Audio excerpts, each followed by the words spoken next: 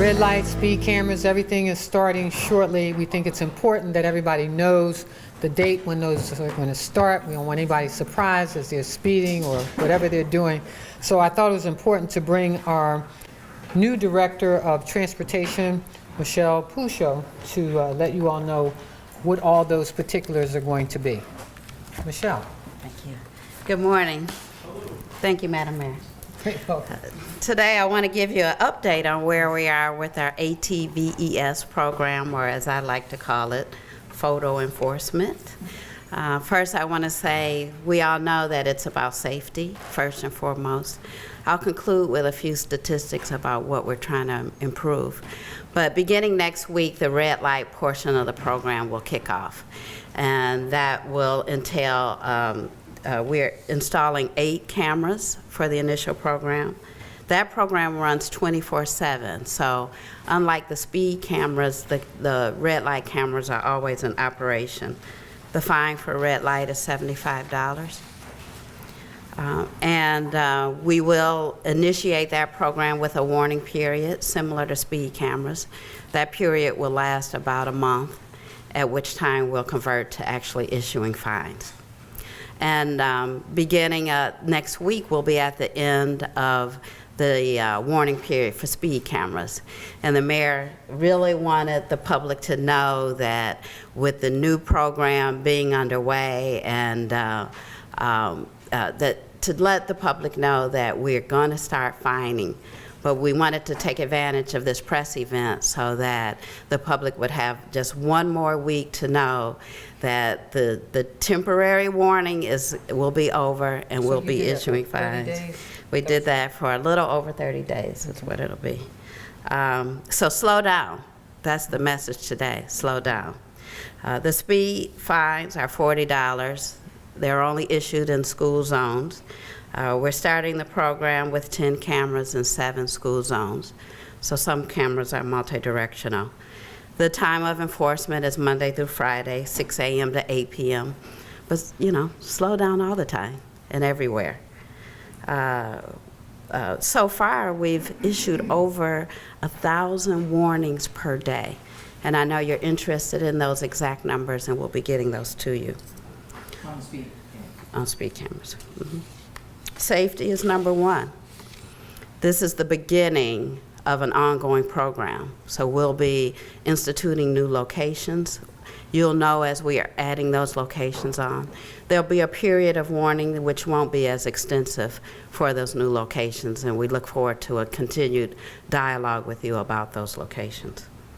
We're experiencing over 20,000 crashes per year here in Baltimore. So this is no joke. This is no joke. Over 1,000 pedestrians were hit last year. 25% of those are youth. And so you can say what you want about the program, but it's been proven to change behavior, to get people to slow down, to get people to start thinking about stopping when they're supposed to, at traffic signals, at stop signs. You know, we want this to be a safe place. We want complete streets for everybody, pedestrians, bicyclists, and motorists. And so here's another part of the program. Thank you. Any questions? Yes, thank you. When you said 1,000 warnings per day, were you referring to all 10 cameras or Yes. per camera? Okay. All cameras. 1,000 per camera per day? Yeah. More than. 1,000 per camera per day? No, 1,000 per day. Per day. 1,000 per day for all? Per day, For all yeah. cameras. Yes. And then there's 10 speed cameras will begin giving fines next week, correct? Warnings. The speed cameras? No, fines. Yes, speed cameras, fines next week, right. And then the red light cameras will begin doing the warnings, and there's 8 of those next week. Exactly. Okay, great. And Yes. when's the exact day the fines begin? Probably Monday, Wednesday next week. Either Monday It's or Monday or Wednesday. It'll be Monday. Okay. It'll be Monday next week. Monday next week. And when do the warnings begin for the red light camera? Monday next week. As well. Okay. Monday's a big day for us. Can I ask a question unrelated to the photo enforcement program? Have you had a chance to drive around Baltimore City streets? I have. What do you think? I think it's a wonderful city. What do you think of the condition of the roads in many places? I think the roads are in pretty good condition in many places, but really need a level of improvement. And so we're going to start looking at that asset very carefully, very comprehensively, and the resources we have to maintain it. Do we know where the red light cameras are going to be set up? Yes, and it is on a map online, so, and I think all the locations have been updated. So if you go to our ATVES site on the website, you'll find all that information. Have you found any erroneous speed camera warnings that have been handed out yet? I haven't. Has anyone? Nobody's told me. Any more questions? Okay. Thank you. Michelle. Thank you. Madam Director, thank you.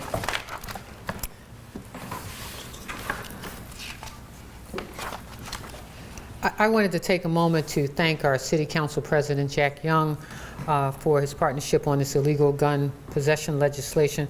I also want to thank the members of the public who participated yesterday. It's important to hear all the voices. And I also want to thank our City Councilman Chairman, Eric Costello, for his leadership and the other members of the City Council. I look forward to the bill's ultimate passage. This will give us an additional tool in our fight against violence. I have no greater priority in this city than reducing violence on our streets. It is very easy to point fingers and demand action, but I want to make sure that everybody understands that I am abundantly clear that there is no single issue and there's no single way to reduce violence in this city.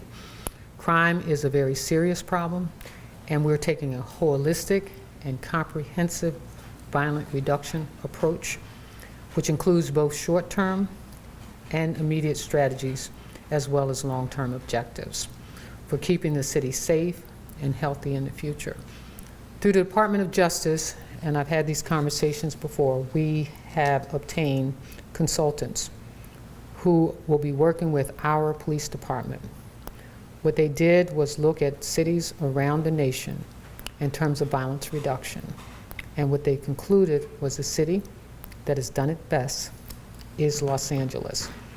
And so those consultants will be coming to Baltimore the first week in August.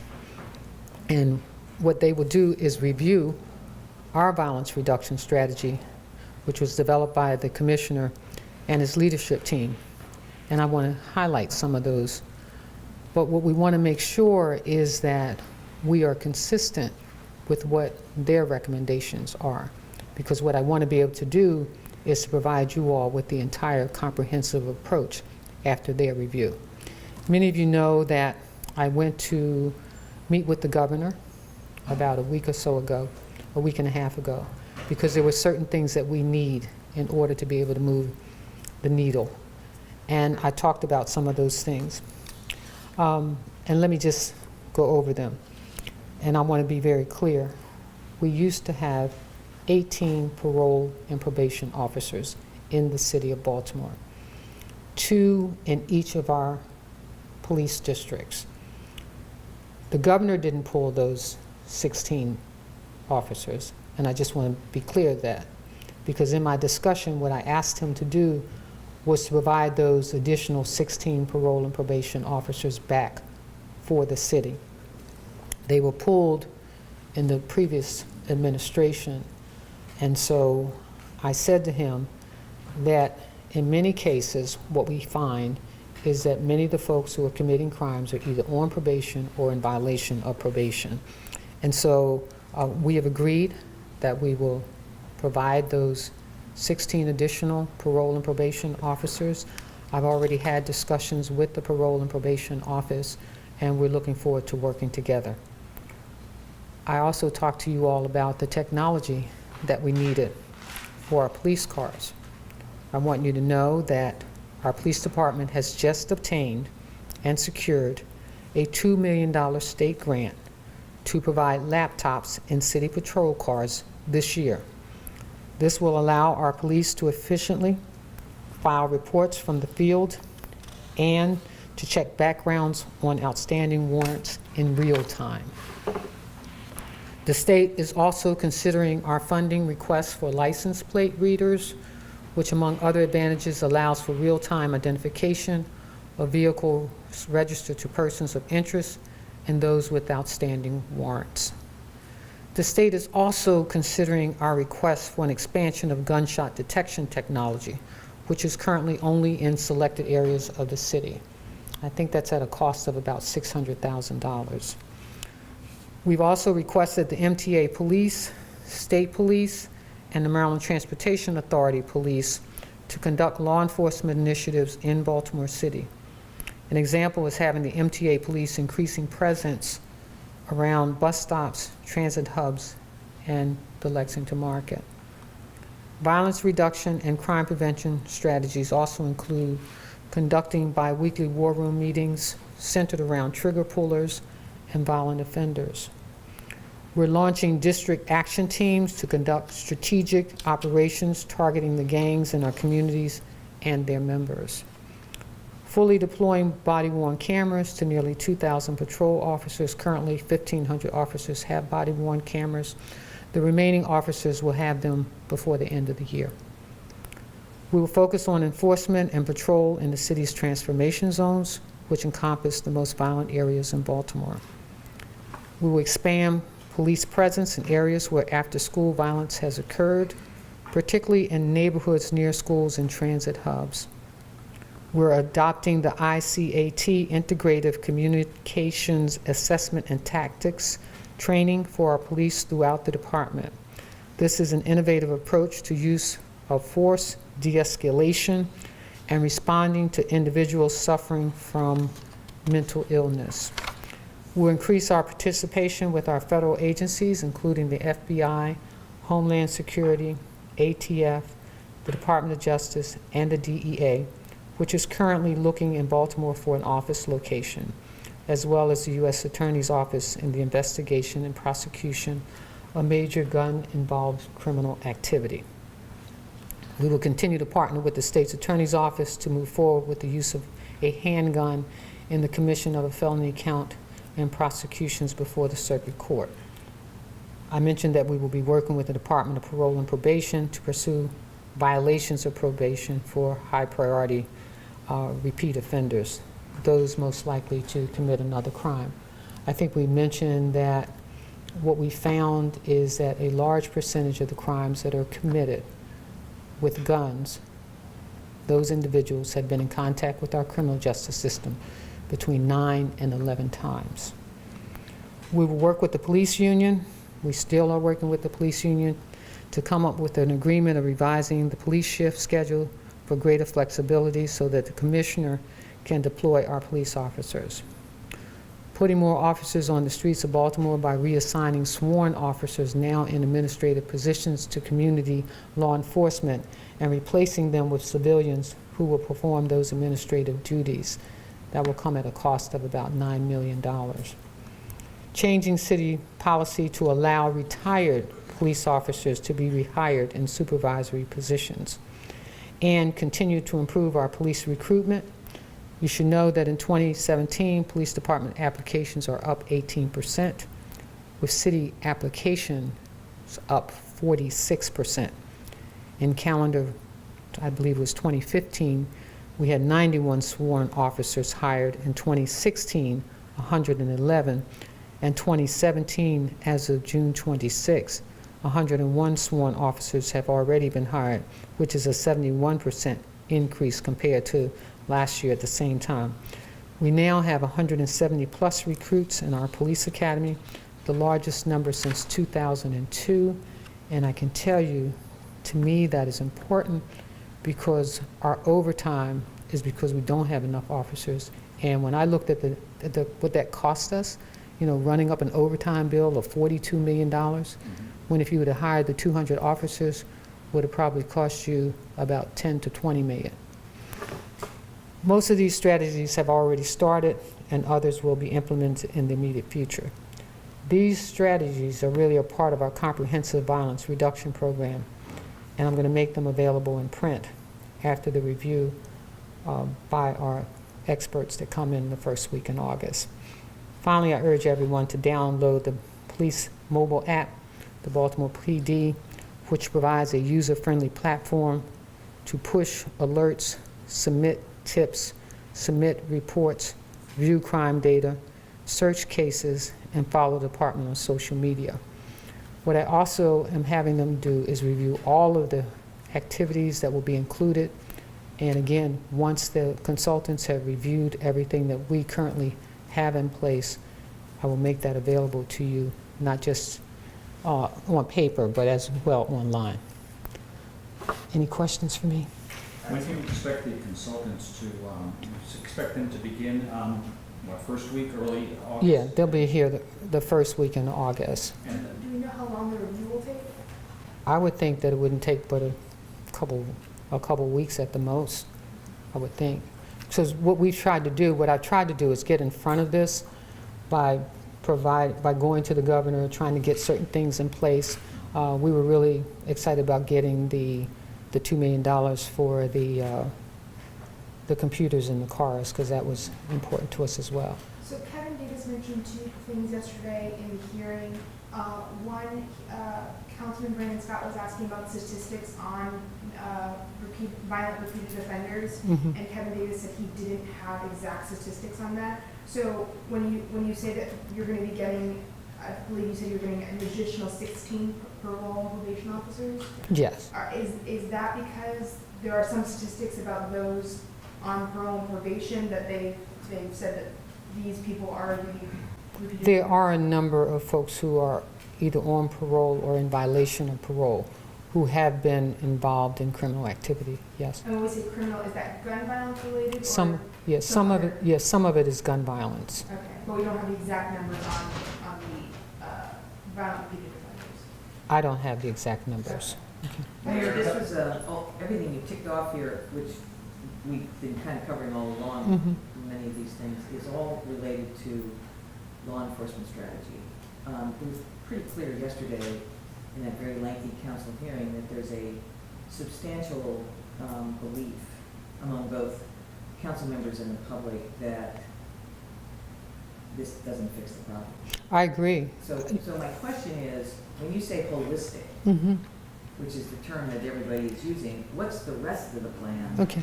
that gets to the much tougher issues? So let me just say, first of all, we meet every other week with a group of folks, not department heads, community folks. And I'm not talking about, your community or just your community organization leaders. I'm talking about from the Muslim community. I'm talking about folks who engage in de-escalating violence. I'm talking about people who have programs inside their neighborhoods and communities. I think I've talked to you all about how we are dividing up small contracts so that we can give those to people directly in neighborhoods and communities, because we know that we have a number of people who are having difficulty in finding jobs. I think I talked to you all about how standing on the corner of Pennsylvania and Lawrence, that whether somebody has a drug addiction problem or is just standing there, the same request is made: can I get a job? And so yesterday, for example, with Civic Works, we announced a program working with Civic Works and our Public Works Department. Doesn't require a high school diploma. All it requires is somebody wanting to learn how to work in the water system. They just trained, I think it was 9 to 12 individuals. So there were groups out there, Jane, who said, how do we get that information? I think we have to do a better job of getting that information out. Even these meetings that we're having, I don't think people realize, we have a true focus on reducing homelessness in this city. Working with a whole nother group, we'll get to announce another major grant that's coming in from the federal government focused on homeless youth specifically. We have a camp over working with St. Vincent, over 100 young people who are homeless, that we're making sure that they have activities every single day. For the last 5 weeks, and you've met some of them, I think all of this, when I say holistic, I think all of this is about crime reduction, and it's about the quality of life for our people. And that's why we have the mobile unit. And I've already raised enough money for the second mobile unit to go directly into neighborhoods, into communities, for people who've given up hope in terms of wanting to work. Because some people just aren't applying for jobs. And if we're not out there actively engaging the people in the community, these things don't happen. We've opened up more libraries. We're now more youth programs, but we're now extending the hours of our libraries so that people in the communities can use those. We're working with churches now to make sure that the programs that extend out into the neighborhoods and communities are working. We're asking folks for suggestions. That's why I tell people I'm not just listening to department heads. I've engaged, it's probably about 20 people who come here every other week to sit down and tell me what's going, Safe Streets folks are around the table, to tell me what's going on in the streets. I mean, more than what I'm seeing because I'm out there. But they're sharing that information with me. They're making suggestions in terms of things that we should do. And that's where the small contracts directly to groups and organizations. We've now are looking to fund 2 specific groups, one in East Baltimore, one in West Baltimore, who do nothing but practice de-escalation of violence. And since that's what those folks are doing, why not expand those kinds of efforts? We're looking at diversionary programs for young people. That's why we opened up our center, so that when people are violating their curfew, we don't just, say you shouldn't be violating curfew. We say here's some services that you should access. So that's what I mean about the entire holistic approach. And then even when somebody finds it difficult to get to work, we provide transportation for them. So you need to know all of that. So that's what I want us to hand off in terms of our entire, that's why I call it holistic, because it's not just about the guns, the shootings, the killings. It's about the needs that exist in our neighborhoods and our communities and our young people. Mayor, and just follow up James' question, the sense from yesterday's hearing that there were a lot of people who still don't trust the police department. And some of those folks were at yesterday's hearing. Tomorrow marks exactly 1 year since State Attorney Mosby dropped the additional cases against the Freddie Gray officers. You've had officers who've been indicted for planting evidence. You also have the body camera footage of planting evidence. How do you restore the trust? And I know I've asked you this question. I'm sure. Let me just say, one of the reasons, and let me go back to the consent decree.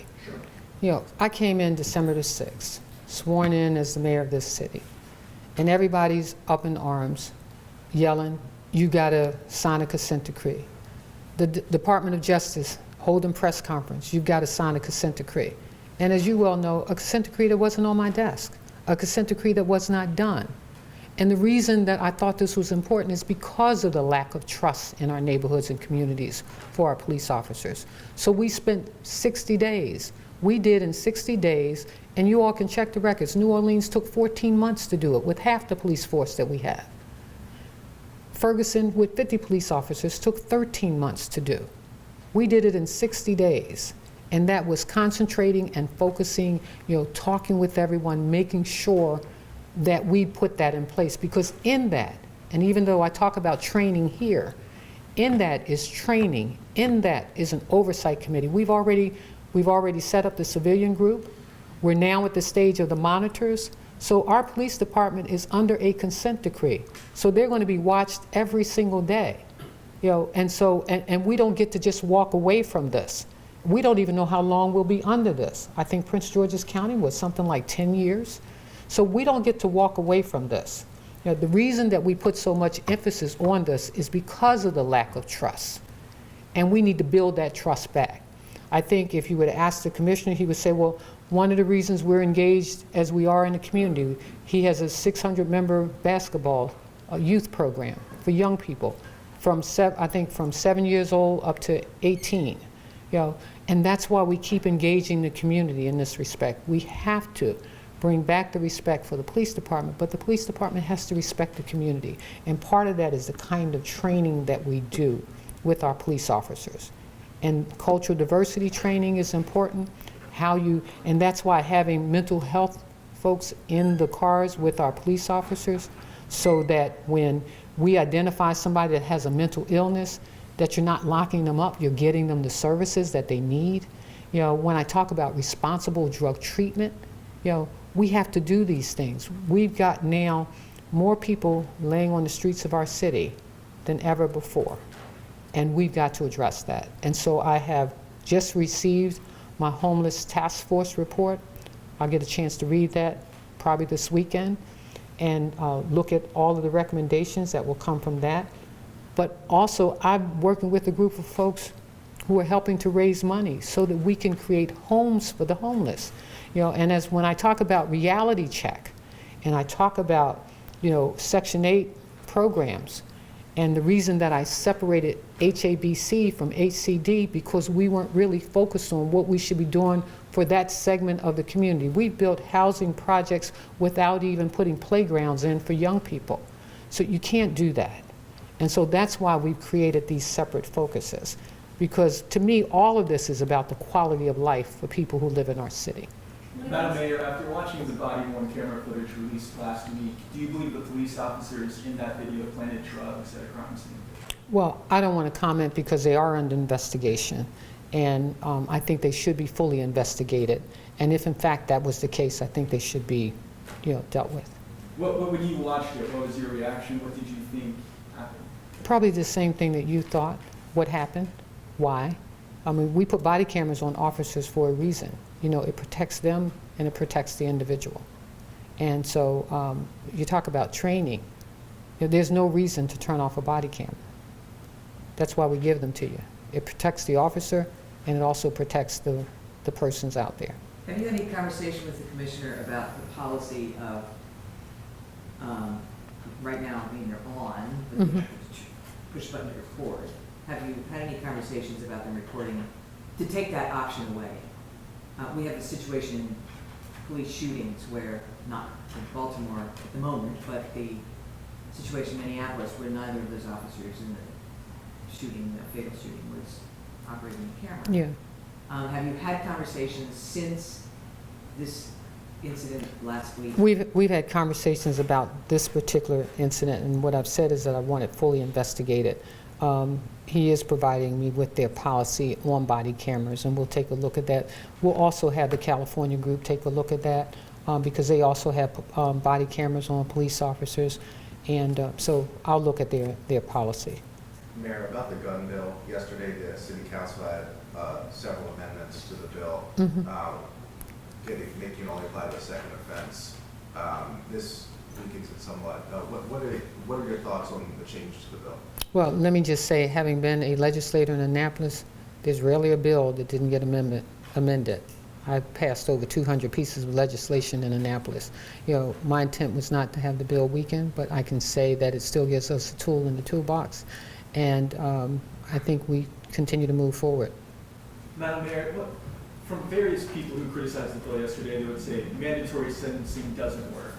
This is the kind of bill that brings us back to the time of zero tolerance. This targets young African-American males. How do you... Well, let me just say, first, it doesn't do that. Secondly, this is a law that's already on the books. You know, this is not a new law. What we did was extend the time in which a person should serve and to keep the judges from suspending the sentence. We weren't putting a new law on the books. That law is on the books. What we did was extend the time in which a person serves. So simply not targeting. And the other thing is, this is about illegal guns. And in my opinion, no one should have an illegal gun. If anybody around this table wants a gun, there's a process. If you feel the need to protect yourself, go through the process. I know individuals who have guns. You know, I don't have a gun, but I know individuals who have guns. And people in our communities who fear should have, you know, they should apply for a gun and have one legally so that you don't have these issues. Because this is certainly not about targeting. And I think the cases that were referred to on yesterday showed you individuals who were engaged not once, not twice, more than 3 or 4 times. And eventually ended up, you know, getting more time. Some people's lives could have possibly been saved. You know, I don't think about just the folks who are shooting those guns. I think about the victims as well, as we all should. I mean, I can't imagine what it's like to lose a loved one through gun violence or any violence. When it comes to public distrust of the, excuse me, BP, sorry, BP. coffee is getting to me this morning. Tyrone West family, they are settling with the state and the city. It sounds like the city's going to give them $600,000, so anything you can talk to us about? No, that was a 2013 case. I mean, I'm not, if the family feels that this is a fair settlement, you know, I don't think any amount of money can replace anyone. And I don't even think there's any solace in any kind of a settlement. Is that going to come in the next 2 weeks before the board? That settlement? Yes, it will. Do you know the amount? Was it 400,000? 600,000, I believe. 600,000. The city sells Yeah. That would be great. So the 600,000 is not decided as the city's portion. Yeah.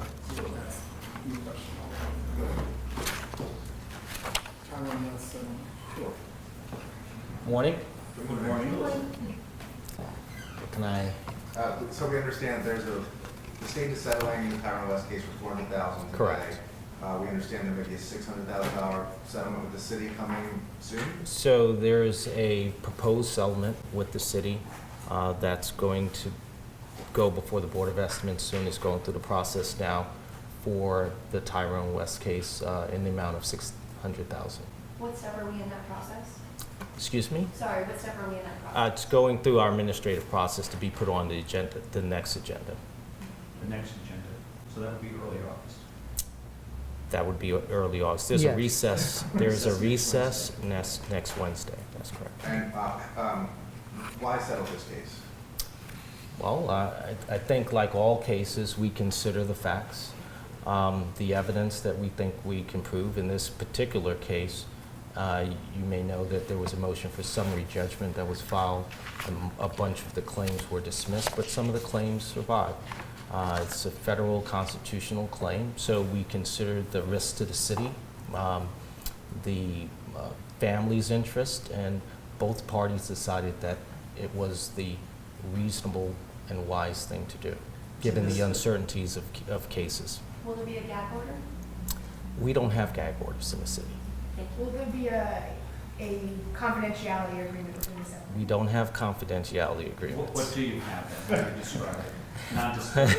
Is that- We have a non-disparagement provision. Oh, you just gotta get that word. We have a non-disparagement provision and a limitation on public statements. What anybody is allowed to do is to be a part of any investigative process. They're allowed to be a part of any litigation or court proceeding and discuss the case in that way. The purpose of our settlements are to bring finality, and this is the family's idea of what justice means to them and the city, and so the parties have decided to resolve this matter in this way. Mr. Ralph, What's this, is there a standard? So you've got, Tyrone West would be, well, 600 from the city, 400 from the state, it's $1 million. Freddie Gray, 6.4 million. The Tyrone, or Anthony Anderson, 300,000. How do these amounts get arrived at? It's not- Considering they're all involved death. They're all very different cases on their facts and the law. It's not a mathematical science. There's no rubric that you plug into and out comes a settlement. What is justice to individuals depends on many different things, and it's not something that can be answered simply as a formula. This would be the second highest though, wouldn't it, after Freddie Gray in this cities? I'm not sure. Something was over 600,000 in recent, in your term? Paul. I don't recall. Mr. Ralph, there's another settlement today that the board voted on. Correct. Concerning a case where, a woman alleges that police took her cell phone and that cell phone never showed up. Correct. In looking at that case and settling on that case, what happened to the cell phone? What happened in this particular? Obviously, I wasn't there, Paul, but and I don't know from the officers. Lots of things can happen in these situations. I'm sure that when they were arresting her, the cell phone wasn't the primary concern of the officers. She was detained, taken away. I'm not sure what happened to the cell phone. Folks, we're going to have to wrap this up, okay? Paul, anything else? Sorry, Paul, does that answer? Yeah, I mean, just, so, I mean, are police adhering to, as best as you can tell, are police adhering to people's rights to record them? As best as we can tell. And we have been looking at, we know that there's training on this. We know that the commissioner is serious about this, and we have the number of complaints about cell phones being taken. Remember, this matter is from some time ago, 2013. So we have not been hearing those kinds of complaints in recent times. And of course, now we know officers have body cameras, so we're able to verify more than we were ever able to verify in the past. Okay, I have one announcement. Does anybody know what Sunday is? Anybody? Just somebody guess. What is Sunday? What is Sunday? What is Sunday? What is Sunday? Bring it in, bring it in. What is Sunday? Come on, come on. No, no, no, no, no. Come on, somebody. What? City's birthday. It's the city's birthday. We're 288 years old, okay? And so let me just say, joining me is Annie Mills. She's the executive director of Live Baltimore. We're actually going to be celebrating our birthday this Sunday at 2 p.m. so everybody can come down and get a slice of cake. 2 p.m. You all can have your slice now. Y'all get to eat this cake. This is the cake for Sunday. No. I don't think no, I don't even know if it'll be something. I'm only joking. But it is our birthday, 288 years old. Annie. Yeah. Well, thank you so much, Madam Mayor. As you know, at Live Baltimore, we celebrate Baltimore City every single day. But See that up there? Isn't that beautiful? We celebrate Baltimore City every single day at Live Baltimore, but it's a special honor and privilege to celebrate Baltimore City each year on its birthday with its official birthday party, Baltimore's Birthday Bash. We have our third annual event this Thursday evening, July 27th, from 6 to 9 p.m. It's going to be at the World Trade Center's Top of the World, where you can see 360-degree views of the entire city. And let me tell you, the city looks pretty incredible from up there. It really does. Every year, I'm inspired by the cranes that I see, by new buildings that I see rising that weren't there the year before. It's a really beautiful experience. We also celebrate all of the great pastry chefs that we have in our city. And so we'll have a competition for Baltimore's tastiest birthday dessert. We have bakers joining us from neighborhoods all across the city, including Batch Bake Shop, which is on Hamilton Laurelville Main Street. Batch provided our cake for this morning, and they did so very quickly, so we thank Batch very much. We'll also have Doobies from Mount Vernon. They're the winner of Tastiest Birthday Dessert for our first 2 years of this event, so they're the challenger. Let's see how they do. Dessert Fantasies from Locust Point, Taharka Brothers from Hamden, Baltimoreans, which is a macaroon company in Canton, Diablo Donuts, and Point South Latin Kitchen, which are both in Fells Point. So we're so excited to have those pastry chefs coming and competing for Baltimore's best birthday dessert. And we'll have beers from City Brewers, Oliver, Monument City, Peabody Heights, Brewers Art, and Baltimore Whiskey Company. So we're so excited about this event. Thank you to Johns Hopkins, Venable, and of course, the sweetest company in Baltimore, Domino Sugar, for sponsoring this event for the third year. Let's see how good you all are. You get to blow out the candles from there, from your seats. Can you do it? Let's see if you can do it. Come on now. Marker Jane. Come on. No. Everybody, on 3. 1, 2, 3. Oh, y'all are lousy.